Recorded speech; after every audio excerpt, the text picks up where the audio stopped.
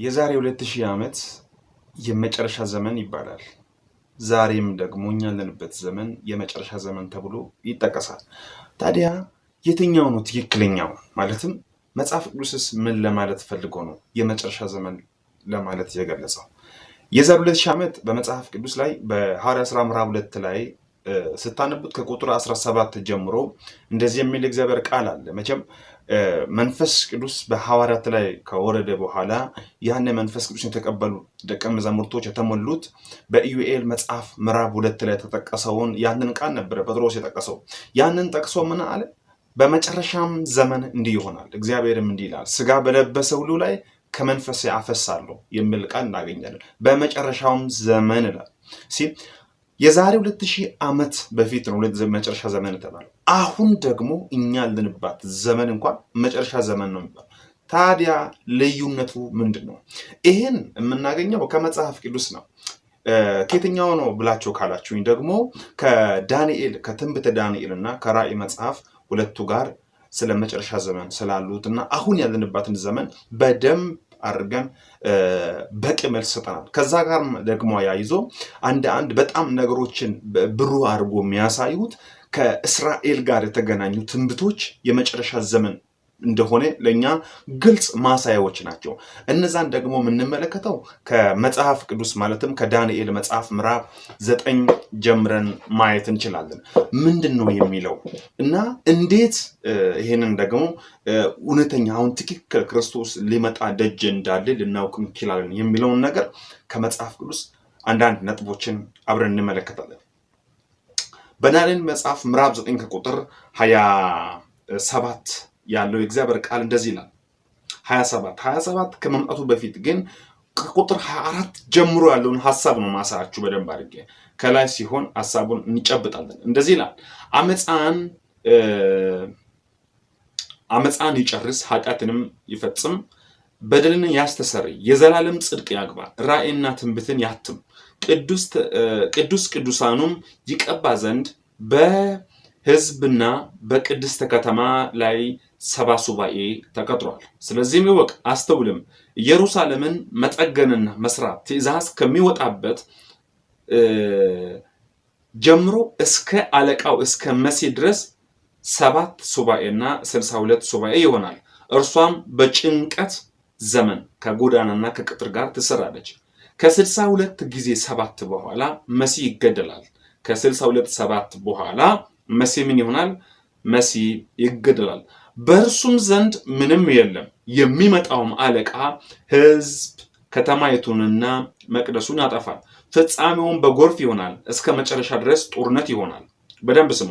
ጥፋትም ተቀጥሯል። ቁጥር 27 ያለውን ቃል በደንብ አድርጋችሁ እንድትሰሙ ይፈልጋል። እርሱም ከብዙ ሰዎች ጋር ጽኑ ቃል ኪዳን ለአንድ ሱባኤ ያደርጋል። በሱባኤውም እኩሌታ መስዋዕቱንና ቁርባኑን ያስቀራል። በርኩሰት ጫፍ ላይም አጥፊው ይመጣል። እስከ ተቆጠረበትም ፍጻሜ ድረስ መቅሰፍትም በአጥፉ ላይ ይፈሳል ይላል። እንግዲያውስ ቅድም እንዳልኳቸው ይህንን ሐሳብ በደንብ አድርገን የምንረዳው ለእኛ ትክክለኛው ለአማኞች ትክክለኛ የሆነ ብርሃን መንገድ ትክክለኛ የሆነውን ፍንጭ የሚያሳየው እግዚአብሔር ቃል ነው ብያቸዋለሁ። እንግዲያውስ እስራኤል ሀገር ከተበተነች ወይስ ሀገር አርጋ ማለትም ከተቋቋመች ገና 77 ዓመቷ ነው አይደል? ከተቋቋመች ሀገር ሆና ተፈርሳ ነበር። እስከ ዓለም ዳርቻ ላይ ተበትኖ ነበር እስራኤላውያን። ግን አሁን ያለችበት ሁኔታ ተቋቁማ ራሷን ችላ ቆጥቁጣ አቅም አግኝታ አሁን ከታላላቅ አገራት ጋር ራሷን የምታወዳድርበት ምንም ማንስበት ነገር የለም ብላ የምትሟገትበት ታይም ነው አሁን ያለንበት እስራኤል ታይም። አሁን እዚህ ጋር እንደምንመለከተው ክርስቶስ እስኪሞት ድረስ በክርስቶስ መስቀል ላይ ሲወጣ መሲሁ ሲገደል ከ62 ጊዜ 7 69 ሱባኤ ነው የሚሆነው። እንግዲያውስ እስከ ዓለም ፍጻሜ ድረስ የተቀጠረው 7 ሱባኤ ነው አይደል? 7 ሱባኤ ከተቀጠረ አንድ ሱባኤ 7 ዓመት ከሆነ 62 ጊዜ 7 69 ነው የሚሆነው። መሲሁ ሲገደል 69 አልቋል። መሀል ላይ ምን ገባ? የቤተ ክርስቲያን ዘመን ወይ የጸጋ ዘመን ሽፍት ሆኖ ለአሕዛብ ገባ። ወደ ገዛ ወገኖች መጣ። የገዛ ወገኖችም አልተቀበሉትም። ለተቀበሉት ላመኑት ለነሱ የእግዚአብሔር ልጆች ይሆኑ ዘንድ ምን ሰጣቸው? ስልጣንን ሰጣቸው ይላል። እንግዲያውስ አሕዛብ ወደ አሕዛብ የእግዚአብሔር ፕሮግራም ለማዳን ሽፍት አደረገ። ወደ አይሁዶች መጣ። እነሱም ደግሞ እናውቃለን መሲህ ክርስቶስ እሱ ማርያም ልጅ የዮሴፍ ልጅ አይደለ በማለት ስለገፉት ስላልተቀበሉት ፕሮግራሙን ሽፍት አደረገ። ወዴት? ወደ አሕዛብ ወደኛ። ስለዚህ እድል እግዚአብሔር ለኛ አመቻቸ ማለት ነው። አሁን ይሄ ዘመን የጸጋ ዘመን ተብሎ ስንት ዓመት ቆጠረ? 2000 ዓመት ሙሉ ቆጠረ። ለዛ ነው ቅድም እንዳልኳችሁ በመግቢያ ላይ በሐዋርያት ሥራ ምዕራፍ 2 ከቁጥር 17 ጀምሮ በመጨረሻውም ዘመን ይላል።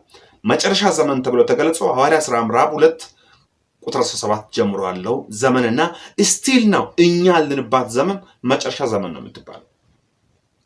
አሁን ግን በጣም ነገሮችን የሚያከረው በጣም ነገሮችን ጫፍ አድርሶ እኛ በቃ ማለትም ክርስቶስ ደጅ እንደሆነ የሚያሳው እጅግ በጣም ብዙ ምልክቶች አሉት።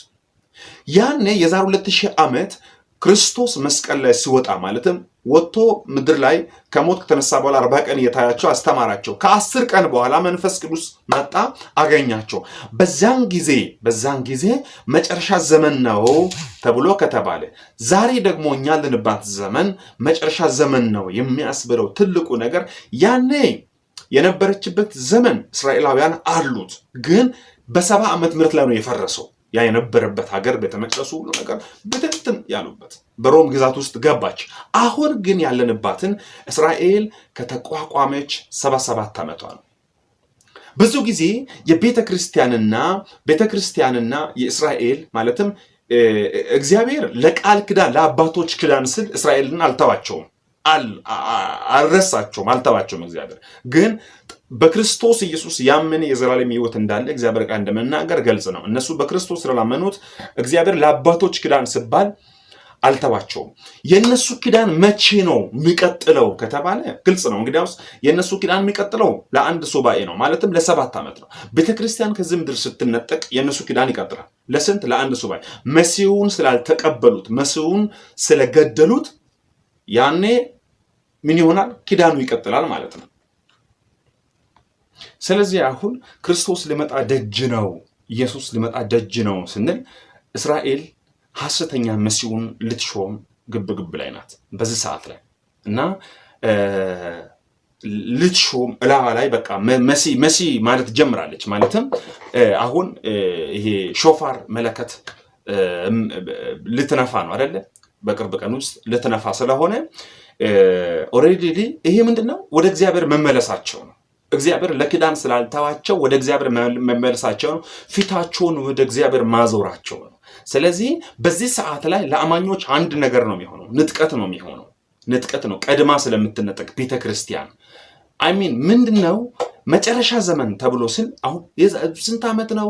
የዛሬ 2000 ዓመት መጨረሻ ዘመን ተብሏል። እስካሁን ክርስቶስ አልመጣም የሚባሉ ነገር ሊሆኑ ይችላሉ፣ ግን ቀኑቱንና ሰዓቱን አታውቁምና ይላል መጽሐፍ። አሁን ከአንድ አማኝ የምትጠበቀው አይመጣም ምናምን ብሎ መዘንጋት ሳይሆን ዕለት ራሱን አዘጋጅቶ መጠበቅ። ለምን?